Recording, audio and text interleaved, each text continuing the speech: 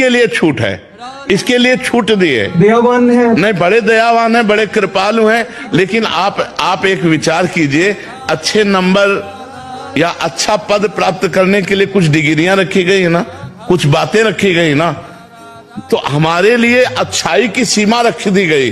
अब हम अच्छाई तक तो चल नहीं रहे और बुराई की तरफ चल रहे, दोनों में स्वतंत्र रखा गया है। अब उसने क्यों स्वतंत्र किया, ये प्रश्न हम नहीं कर सकते। उसने दोनों के लिए तुम्हें स्वतंत्र किया है, तुम अच्छाई से अच्छाई करके उत्तम से उत्तम देवता ब्रह्मलोक तक, तपलोक, महालोक, जनलोक, सत्यलोक, वैकुंठ लोक, जहां चाहो वहां जा सकते हो। लेकिन आप क्यों बुराई की तरफ जाते हो? छूट उसने दोनों की दी है। आप बुरे से बुरा कर सकते हो, वो नहीं रोकेगा। आप अच्छे से अच्छा कर सकते हो, वो नहीं रोकेगा। दोनों के लिए आपको छूट दे दी गई है। अब ये कह दो कि वो दयालु है तो बुराई बनाई ही क्यों, ऐसा नहीं हो सकता। सीमा एक जैसे मालिक की खेल है। सीमा तो है, जब ज्यादा बुराई करोगे तो तुम्हारा विनाश कर देगा, ये सीमा है। किंकर काल रूप में भ्राता, वो कुसुमादप कोमलानी और वज्रादप कठोरानी, वो कुसुम से भी कोमल है और वज्र से भी कठोर है। तो भगवान केवल दयावान ही नहीं है, भगवान काल रूप भी है, सर्व विनाशकारी भी है। आप देखो ना, क्षमा कर देते रावण को, क्षमा किया, काट के फेंक दिया।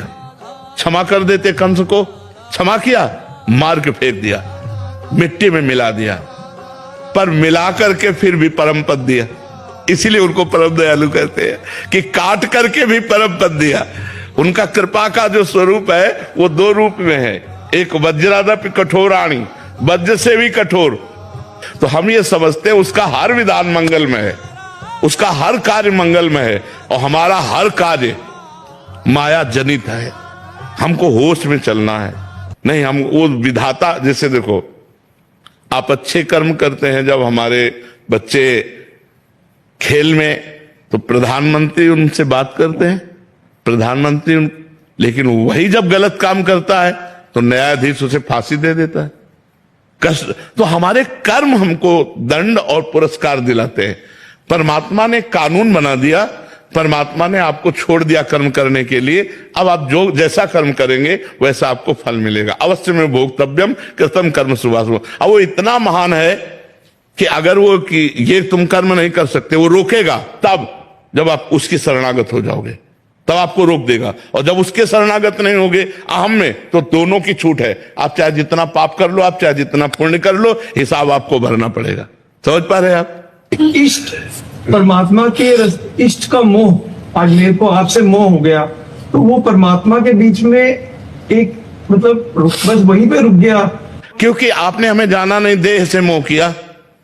परमात्मा माना क्या, आत्मा माना क्या, देह माना ना। तो देह तो पर्दा है ही, पर्दे से प्यार कर रहे हैं, पर्दे के अंदर जो छुपा हुआ है। कठपुतली से प्यार करो, जो कठपुतली नचा रहा है उसे पता नहीं तुम्हें, तो फिर असली प्यार कहाँ हुआ? जब कठपुतली को गले लगाओगे तो हाथ कुछ लगेगा नहीं, क्योंकि वो कठपुतली थी। और जब नाच रही थी तो अंगुलियों से नाच रही थी, नचाने वाला पर्दे के पीछे था। तो ऐसे ये कठपुतली है, इसको जो नचा रहा है वो अंदर बैठा परमात्मा है। उससे कौन प्यार करता है? उसे कौन प्यार करता है? सब इस कठपुतली को प्यार करते हैं। ज्ञान हो जाएगा तो कोई प्रश्न नहीं रहेगा भाई, और अगर ज्ञान नहीं रहेगा तो प्रश्न ही बनता चला जाएगा।